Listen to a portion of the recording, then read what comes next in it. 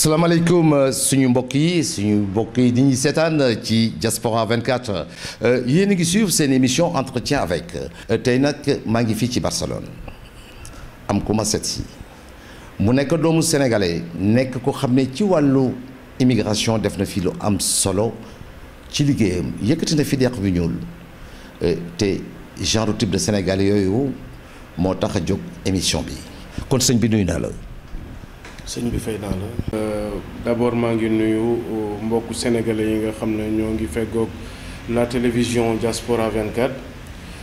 je me présente man maay Abdallah Sissoko. Abdallah Sissoko tur wa dem na suñ ne Abdallah Sissoko yaakaar naa ni ci liggéeyam du ma anticiper ci mbir mi parce que lépp lu ñuy wax rek dañ koy firnde par des images ci taxawaay bi xam ne am na ko au niveau de l'Europe. ci liggéey bi xam ne tey bépp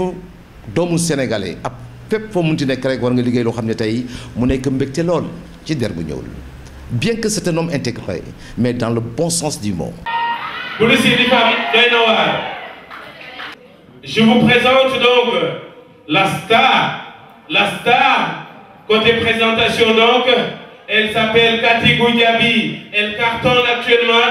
à Barcelone et en Espagne. Cathy ce soir donc dans l'explanade d'Urgel. Muy buenas noches a todos. Khadijatou Baldé, 1m80 est là. Khadijatou Baldé, 1m80. Khadijatou Baldé, 1m80. Miss Sénégal Espagne 2011 dans l'explanade du centre culturel d'Urgel. Kan mooy Abdallah Sissoko. En fait, Abdallah Sissoko, je suis un jeune Sénégalais né à Ziguinchor, dans la région de la Verte Casamance. Man fa laa defee sama étude primaire, une partie de mes études secondaires tam foofu laa ko defee. À un moment donné xam nga rek avec le fougue de la jeunesse sama yaay ne ma naa demoon Gambie dem jàngi ci sama grand frère bi fa nekkoon ci laa nekk au lycée sénégalais bi ne woon Serekunda ma def fa une année 2 ans après ma daal di retourné ñëwaat Sénégal dem dans la région de Tambacounda. Donc Tamba fa laa nekk ba en classe de première après ma ñëw Dakar rejoindre sama taawu yaay ma ñëw Dakar nekk ci moom. Donc après la terminale xam nga showbiz moom dafay nekk ci deretu nit donc benn moment dama sentir ni bëgg naa daal showbiz quoi événementiel quoi ci laa commencé nag di organiser des événements tout en faisant une formation. J'ai fait une formation en gestion des entreprises après ma def une formation en communication.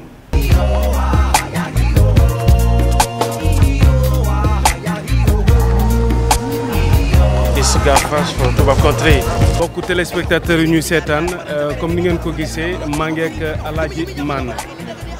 Alaaji na nga def. maa ngi sant bu baax Baye. comme ni ñu ko xamee da ngeen ñëw tey Espagne nar a participer ci benn festival bu fi nar a am ma bëggoon xam sa impression par rapport ak festival bi. dama yaakaar ni bon comme que ñu ngi doon rek si. bon yegguma trop ci festival bi mais je pense que organisation bi depuis Dakar. Parce que je pense que rien que ramener autant d'artistes pour ñëw représenter Sénégal fii ci biir Espagne musicalement ci initiative bi pour nekkal loolu ñu am pas-pas tamit ci li ñuy def. Je pense que ñu ngi ñëw nañ fi souvent et on garde un bon souvenir pour musique africaine donc li ci des nag il faudra juste ñu ñëw yegg si teg loolu daal ñëpp mën a dégg li ñuy def parce que li ñuy def tamit hip hop la ci biir hip hop bi ñuy def. ñun ñu ngi ci en tout cas à travers daara ñu ngi ci gën a dugal musique africaine en général donc ñu ngi jéem a. bon message bi may lancé rek mooy gars yi takk dàll yi ndax dina am yëngu-yëngu ndax fi ñu jógee ak fii xaw sori na te ñëwuñu pour caaxaan. Bon bi Mamadou Konté ñëwee Sénégal doon implanté Tringa à l'époque bokkoon naa ci ñi nga xam ne ñoom la Mamadou Konté jëloon ñun ñoo doon liggéey on était donc dans l'administration d'Africa Fed. Après benn moment Mamadou mu dellu en France mu amoon des Espagnols yu ñëwoon Dakar en face université Cheikh Anta Diop mu tuddoon Bodega ñu jëloon ma j'ai été donc j'étais pas le gérant principal du local mais j'étais le co-gérant donc ma implanté fa une agence de mannequinat ci laa duggoon sax ci biir showbiz bi en tant que tel je te parle à l'époque vers les années 1992 1993 bon loolu ay 3 ans la durée après gars yi ils ont eu des problèmes ñu dem ma replié wu du côté de LT ak Cosaan di organiser des événements ba yàlla def nag Africable di tijji à Bamako ma demoon Bamako donc bi ma demee Bamako def na sama concept émission ba naroon démarrer émission bi RDV tijji ñu woo ma dellu si waat Sénégal je faisais partie de l'équipe de la télévision RDV. Là-bas je faisais une émission sur l'art et la culture africaine li yàlla di def nag bi ma enregistré sama première émission avec un artiste plasticien ci la une semaine après ou 2 semaines ma am sama visa ci la ñëw Europe. Ses premières armes, ce premier pas au niveau de l'Europe. En fait bi may doog a ñëw Europe man je suis venu en 2007 donc man Portugal laa jaare parce que j'ai été invité par un ami d'enfance un footballeur l'international sénégalais Fary Faye bi nekk Porto j'en profite de l'occasion di ko nuyu di ko remercier di nuyu ak famille am bi ma ñëwee Portugal ñu waxtaan ma ak moom j'ai vu que du woon foofu daal comprendre ci laa ñëw fii Espagne mais bi ma ñëwee Espagne man je me suis dit que comme man communication laa xam ak événementiel du ma fi sax jéem a nekk di jéem a liggéey comprendre je me suis dit que li may jéem a def mooy jéem a dugg ci domaine boobu évoluer ci domaine boobu ça a été dur nag le début parce que l'Europe n'est pas facile parce que li ma njëkk remarqué sax mooy boo nekkee Sénégal beneen image ngay am par rapport ak Europe mais boo ñëwee là tu vois la réalité donc ma doon taper les portes ça n'a pas été facile da ngay dem dans une radio wax ak le directeur de la radio il te donne rendez-vous mais pour t'auditionner duñ la sax auditionner parce que étant noir loolu rek blocage la bon je me suis dit man dama bàyyi jabar bàyyi ay doom duma fi nekk tam di jéem a xaar loolu il faut ma def dara j'ai travaillé comme les autres immigrés comme les autres sénégalais liggéey naa fi sécurité liggéey naa fi comme serveur ba benn moment ma liggéey ci benn centre d'appel ci centre d'appel nag foofu la ma yàlla boole ma rencontré un directeur de télévision donc parce que si benn centre d'appel laa doon liggéey un jour benn directeur de télévision locale la Charcha TV ñëwoon fa sama chefu plateau ne ko am na benn waay ju nga xam ne mi ngi fii ci télé la doon liggéey Sénégal bëgg na liggéey fii ci télé walla ci rajo gaayan bi ne ko ndax mën nga ma ko présenter léegi nii quoi donc ci saa si ils m'ont appelé ma dem j'ai parlé avec lui mu ne ma fekk ma waroon wàcc 18h mu ne ma 18h30 auto télévision bi dina ñëw jël si la fii ci centre d'appel bi quoi donc 18h30 auto bi jël si ma ñu yóbbu ma biñ ma yóbboo ñu dugal ma directement ci plateau bi Plaza del Centro la télé bi nekk donc bi ñu ma dugalee j'ai parlé rek ils ont accepté ils ont dit que xam na li muy xam na il est dans le milieu donc 3 semaines après j'ai démarré l'émission avec eux ma daan voyager nag de trop xam nga mais ñoom émission bi ma doon def ak ñoom dañ ko focaliser woon sur l'immigration gars yi doon ñëw ci patera bi mooy ci gaal yi ak yooyu xam nga dama doon sonn nag quoi mais xam nga par rapport ak li ñu ma doon fay itam jaru ko woon daal comprendre ma nekk ak ñoom pendant 7 mois je me suis dit que du fii daal comprendre télé bi ci même quartier bi mu nekkoon amoon na benn rajo bu fa nekkoon ma dem taper la porte de la radio j'ai parlé avec la directrice mu ne ma amul benn problème man je suis partante je veux une émission africaine su fekkee mën nga ma defal le journal en Afrique de animer ma par exemple du lundi au jeudi une émission africaine je suis partante je l'ai fait j'ai fait 5 ans ci rajo boobu c'est la radio de la mairie de Barcelone ba daaw bi may dem France la jóge ci rajo boobu dem France bi ma dellu see comme j'avais démissionné mënatuma fa woon dellu ma toog fi quelque temps une autre rajo jël ma.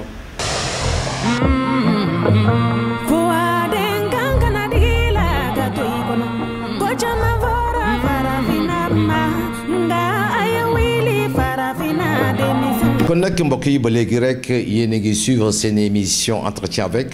avec Abdallah Cissokho mais am na leneen lu des nag leneen lu am solo loo xam ne xëy na sax loolu moo gën a tax ñi xam Abdallah loolu lu mu doon. waaw en fait tey bu ma nit ñi xamee ci Espagne c'est par rapport à Miss Sénégal bi nga xam ne moom lay def fii. waaw 1m79 23 ans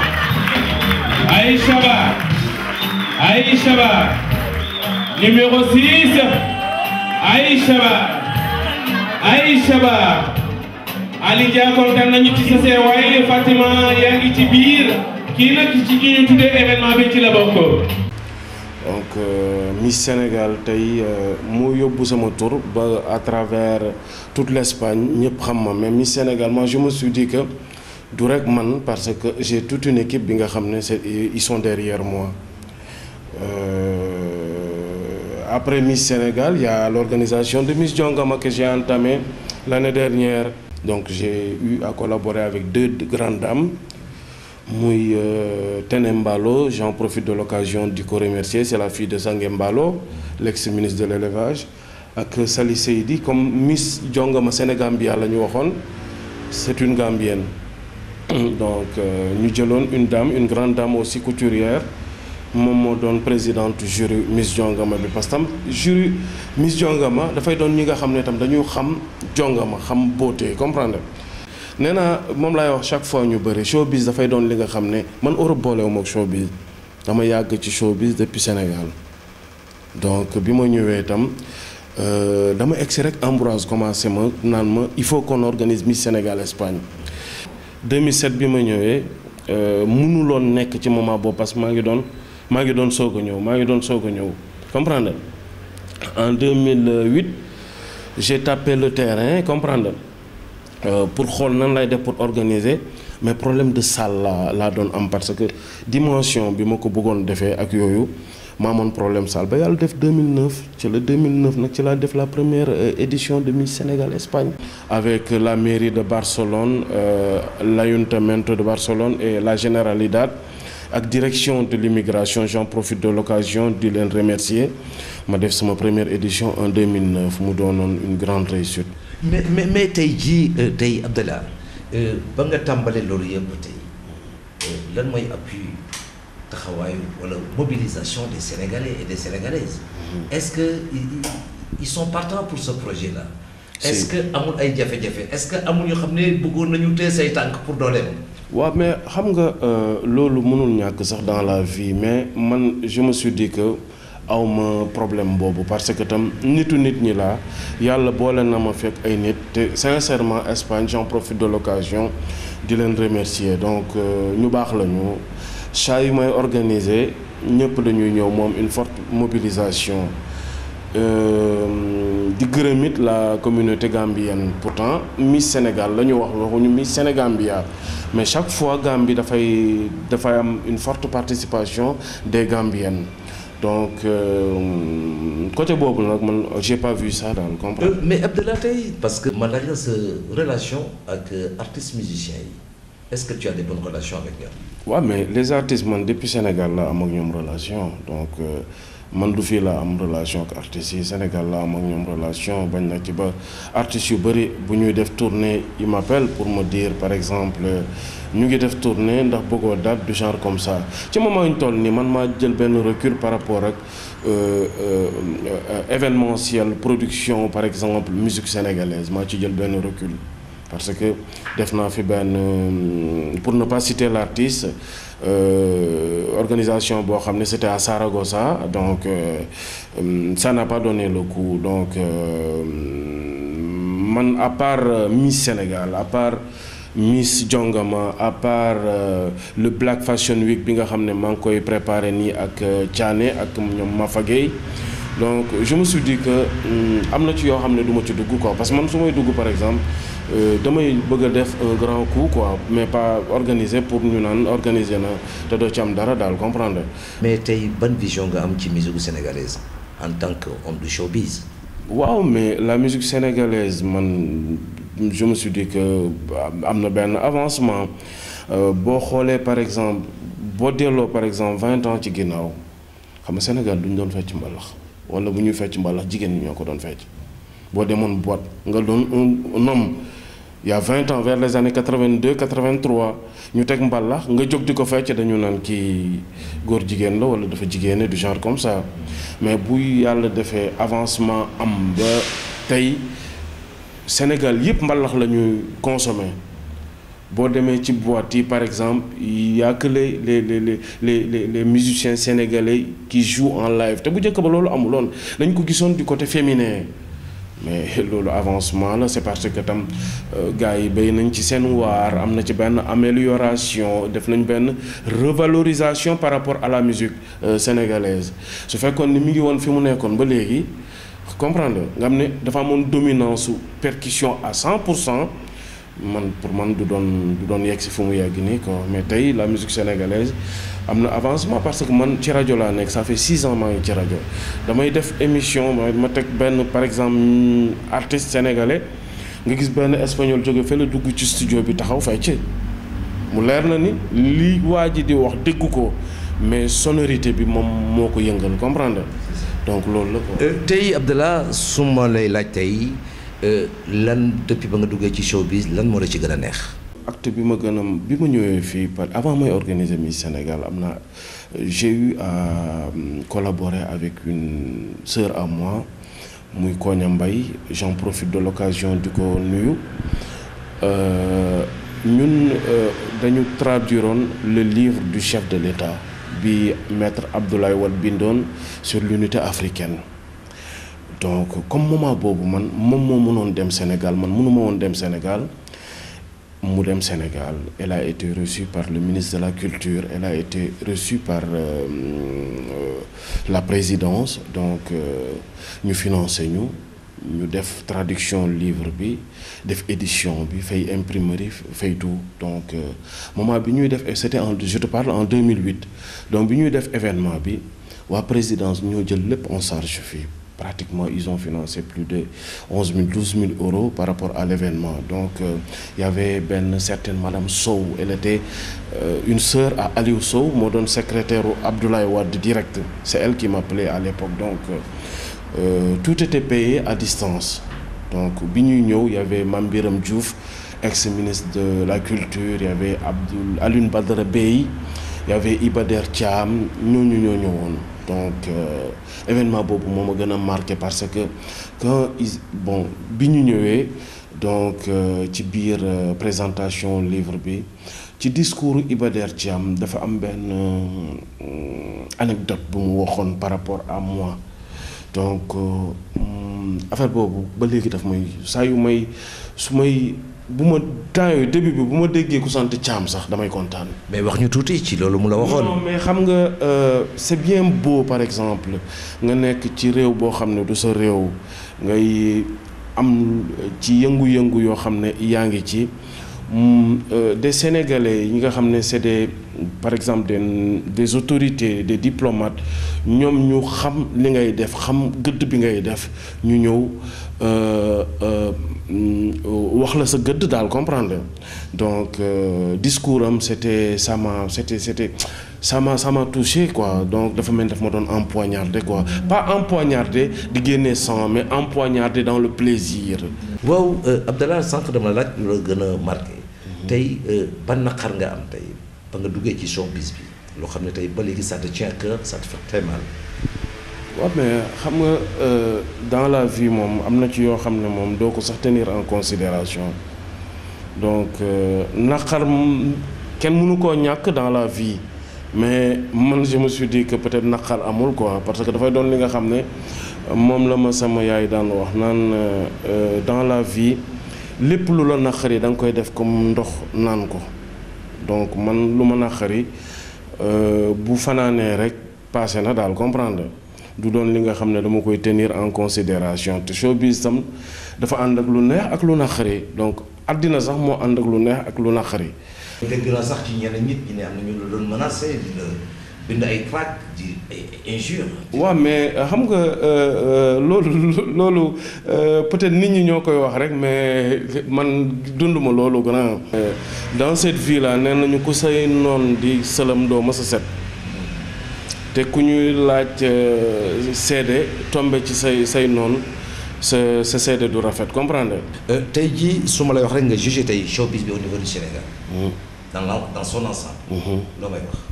waaw mais xam nga le showbiz en tant que tel sax muy Sénégal muy Espagne muy France foo dem lobbying moo fay nekk quoi donc au Sénégal ce que j'ai remarqué peut-être lobbying am na fa quoi comprendre donc te lobbying souvent lu koy indi mooy maison de production yi parce que boo amee sa structure de production souvent nga structure de production ñu koy am ñu bëri dañoo amale seen rajo donc da nga yor say éléments donc souvent c'est comme ça quoi comprendre donc le showbiz en tant que tel au Sénégal man je peux pas faire une critique par rapport à ça mais li ma gis daal mooy lobbying am na fa quoi am na benn lobbying boo xam ne am na fa quoi boo demee foog nga jaar ci lobbying bi pour mën a dugg boo jaarul ci lobbying bi pour dugg dafay metti quoi comprendre. moo di am na frontière am na ay garde yu nekk ci buntu bi. te pour nga dugg ci tam lu jafe la. tey si fi nga jaar yëpp c'était à refaire. waaw man tey bu démb doon tey du ma ñëw Europe. pourquoi. du ma ñëw Europe pour beaucoup de choses bu démb doon tey si c'était à refaire du ma ñëw parce que bi may nekkee Sénégal maa ngi doon liggéey ci benn agence de communication conceptualisation en événementiel. En même temps maa ngi doon RDV donc car macha allah daal maa ngi doon sant yàlla daal amoon le mythe par rapport ak Europe nit ñi xam nga rek bu ñu ñëwee ñëw vacances image bu ñuy indi. dama foogoon ni loolu la daal comprendre mais bi ma ñëwee fii j'ai vu que ça n'a rien à voir. donc tu veux dire que li nga ma bëgg a wax rek moo di Europe pour yow déception la. waaw man sama côté li ma fi foog daal fekkuma ko fi quoi donc peut-être tey même yàlla mayu ma fi alal donc mais may na ma expérience parce que j'ai appris par rapport ak rajo bi ma nekkoon j'ai appris par rapport ak chaîne de télévision locale bi ma nekkoon te rajo bi def naa fa 5 ans fayal nañ ma 3 ans yi nga xam ne génne naa ci diplôme ci benn institut de communication loolu rek bagage la tey bu mu ñibbee Sénégal loolu dina ma mën a permettre ma mën a évoluer par exemple dans le domaine de la communication daal mais si c'était à refaire du ma dellu si parce que. kon tey lan ngay lancer tey à tous ces jeunes qui sont au Sénégal ñooñu toog Sénégal yaakaar naa ni seen xel ma seen xol ba dara nekku ci dul ñëw Europe yow loolu la di wax. waaw mais xam nga foofu tam du ma jéem a dugg ci débat boobu parce que ku ci nekk ak sa conviction dans la vie pour ne ñi toog Sénégal nañu toog bu ñu ñëw non ku ci nekk ak sa wërsëg. Europe métti na Espagne métti na mais man gis naa ñoo koo xam ne démb la ñëw Espagne deful même pas weer mu tombé ci dal ci dara ku ci nekk ak sa wërsëg gis nga liggéeyub ndey añub doom ku ko gëmul bu ne dafa fekk ni am na ci yoo xam ne gisoo ko walla dundoo ko loolu ça existe ku sa ndey liggéey bu ne yow di nga ko gis di nga xam ni sa ndey liggéey na. mais tey ba léegi ñu ngi ci suivre émission bi entretien avec mais Abdallah yow mii di jege jigéen ñi tey mën nga ma wax tuuti ci noo gisee sëy yi am au niveau de l'Europe. waaw ça c'est intéressant j'ai fait pas mal d'émissions par rapport ak femmes sénégalaises yi nga xam ne ñoo ngi fiy sëy xam nga souvent man moom laay wax nee naa sëy yi fii tas yëpp souvent du ci jigéen ñi. nit ñi dañu jël problème bi focaliser ko ci jigéen ñi naan jigéen ñi la dañuy wor du genre comme ça non du ci jigéen ñi parce que tam man tey su ma nekkoon Sénégal ma bokk koñ ak benn jigéen supposons une certaine Adama maa ngi ci koñ bi Adama mu ngi ci koñ bi Adama musuma xool yaa ngi dégg man bëgg naa ko mais Adama bàyyiwul xel ci man parce que bëgguma yàlla def ma ñëw Europe def fi at walla ñaari at am tuuti li nga xam ne dajale naa ko ma dem fekk Adama mi ma bëggoon ci koñ bi Adama mi ngi ci loxo am na ku muy ngorol yaa ngi dégg ma ñëw jublu ci moom di jéem a lonkonteeg moom ngoro souvent début bi dafay bañ sax am na ci ñoo xam ne début bi dañuy bañ parce que bu ñu bëggu rek bëgguñu mais am na ci ay famille yoo xam ne ñoo la ci dul bàyyi même bu fekkee aadama moomu bañ naa yaayam walla bi seen waa kër bu ñu sentiree ni waa ji jógee Europe mu ngi ko bëgg mu ngi bañ da ngay gis ñu koy saaga naan ko yaa ngi ñuy xañ suñu wërsëg te mbir mi du loolu yaa ngi dégg dañ ko ci pousser à ce que mu dugg ci waa ji mu dugg ci waa ji mais xam nga ni foofu mbëggeel amu fa Adama am na keneen ku mu bëggoon léegi bu ma ñëwee di ko wax waxu sëy mais pour bëgg ñëw Europe day sëy ak man yaa ngi dégg mais bëgguma souvent nag cas yooyu moo fii am léegi bu ñëwee ba yegg si fii yaa ngi dégg lalu mbëggeel dafa xat ko bëggul doo mën a nekk ak moom lu yàgg. mais nan nga gisee tey. yow mi nekk dans le showbiz. mais saagante xasante boobu am Sénégal. sosante boobu am Sénégal. ci diggante des personnes très sérieuses. yow nan nga gisee noonu. waaw mais man je me suis dit que rek nit ki loo xamul rek waroo ko mën a def daal comprendre donc des na nag ci ak ñi koy def tam quoi comprendre parce que man tey. même bu ma la xamoon ci lu bon tam du ma taxaw di la ko wax walla di la ko xasee daal parce que nit ku nekk ak sa vie daal comprendre mais xam nga tam dafa am benn lenn li nga xam ne par exemple muy di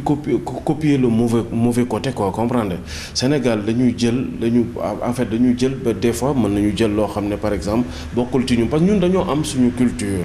am suñu maanaam nan laa ko mën a waxee am suñu image quoi comprendre am suñu tradition comprendre moom li nga xam ne maam yi duñ ko daan def démb comprendre mais yooyu boo xoolee dafa mel ni dafa jël benn recul gars yi dañ ko pousser daal teg ko de côté gars yi di dund le modernisme à 100% comprendre peut-être man je me suis dit que peut-être loolu moo leen ci dugal mais bokkul daal ci suñu tradition daal comprendre di nuyu sama deux collaboratrices yi nga xam ne ñoom laa defal tout récemment Miss Jongama muy Tene Mbalo ak Sali Seydi di leen nuyu di leen remercier yi tamit comprendre ci gàttal daal képp koo xam ne rek liggéey nga ak man collaborer nga ak man rek maa ngi lay nuyu am na sama benn sœur boo xam ne nekkatu fii kooku daf ci daan rey boppam këram lañ daan toggee xam nga ak mu ci rey boppam am na benn année boo xam ne elle était en état de Miss Sénégal dafa passé samedi bu ci topp mu wasin muy Maman Ndiaye actuellement elle est à Paris ma koy nuyu de l'occasion donc di nuyu jëkkëram di nuyu toute sa famille bi nekk Sénégal donc mbir mi loolu la daal. kon nag nii rek la nii lañ koy defee saa su nekk rek mu nekk lu am solo tey ñu indiwaat beneen leçon leçon bi mooy lan mooy nit ki fépp fu mu dem tey war na wane dignité de la personne c'est important c'est pas parce que tey der bu ñuul la ñu war a suufeel suñu bopp déedéet ndax yàlla nit rek la bind bu weex baag bu ñuul baag bu xonq baag bu bleu ba tout est pareil. tey moom la Abdallah Cissokho wone tey ndax nekk un jeune immigré ñëw ci dëkku jàmbur imposé fi nekk ca rajo ya nekk ca télévision ya loolu daytu la nga ne duma fàtte suma askan kon damay organiser Miss Sénégal ñooñu di ko dund comme doon ko Sénégal di dundee Miss bi di dem Sénégal di participer aux compétitions yoo xam ne mi ngay am Sénégal mooy compétition finale kon nag du ñu def lu dul di ko ñaanal yàlla ci li xam ne mu nga ci rek yàlla jàppale ko mu gën a jëm ca kanam yàlla may ko wér gu yaram ndax li rek la ñuy bëgg a wane ndax émission entretien loo rek ko tax a jóg wane les types de Sénégalais des types de Sénégalais je dirais pas positif mais des Sénégalais yoo xam ne